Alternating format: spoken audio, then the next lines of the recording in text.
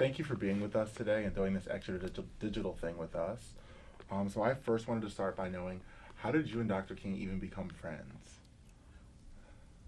Growing up in rural Alabama, 50 miles from Montgomery, in 1955, when I was 15 years old, I heard of Dr. King. I heard of Rosa Parks. Dr. King inspired me. Rosa Parks inspired me. In 1957, when I was 17 years old, I wrote a letter to Dr. King. I didn't tell my mother, my father, and my brothers and sisters.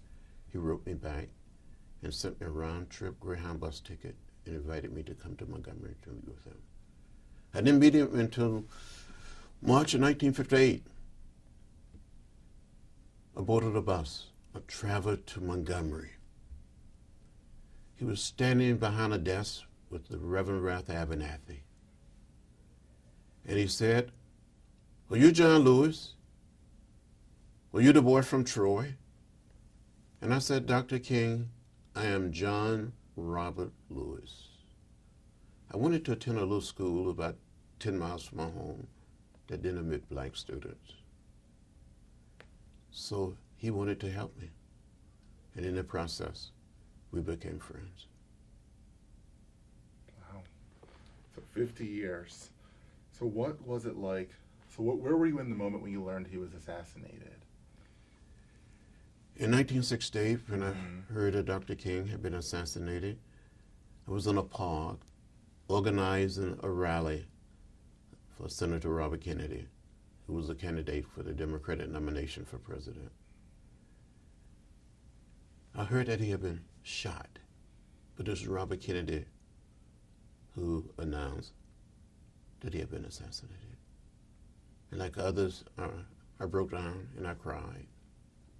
I knew America had lost a leader, and many of us have lost a wonderful friend.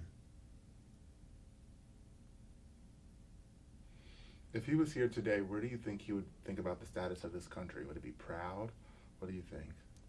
If Martin Luther King Jr. were here today, I think he would be proud of the progress we've made, but he would be very disappointed with the politics in America today. He would say there are forces trying to take us back to another time and to another place.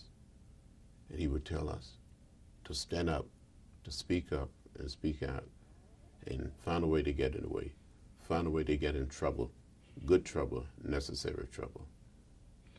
And what do you think he would say to those people who say, change is never going to happen, it's never going to come? Dr. King would insist that we must be optimistic, that we must be hopeful, and we must be part of the change we seek. That we cannot give up. We cannot get lost in a sea of despair. He was hopeful. He was always moving toward the future. So I hear this Wednesday you're going to be in Indianapolis. What will you be doing there? I'm going to Indianapolis to a little site where there's a King Kennedy Park.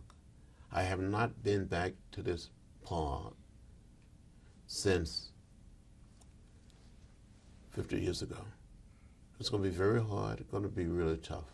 It's going to be really emotional, because that's where I heard that Dr. King had been assassinated. And on that day, I think something died in all of us. Those of us who got to know him, work with him, march with him, went to jail with him. We admired him and loved him. For me, he was almost like a big brother. So for young activists now that we see like that participating in March for Our Lives rally, what message do you have for them, or Dr. King you think would have for them? The message of Dr. King would be not to give up, not to give in, never become bitter or hostile, never hate, for hate is too heavy a burden to bear. And keep going. Keep believing that you can bring about change. How do you think he could remain so optimistic all the time? He was a man of faith, a man of hope, who believed in his guts that right would prevail, that we would have a victory. And so, because he had so much strength in his optimism and his faith, was that able to inspire you? Martin Luther King Jr., through his statements, his preaching and teaching, and his belief, inspired me and hundreds, thousands, and millions of others.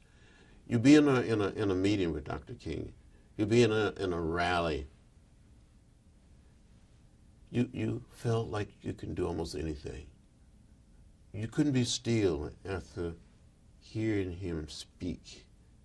You had to come together and be prepared to march, or to sit in, or to stand in, but you knew you had to do something.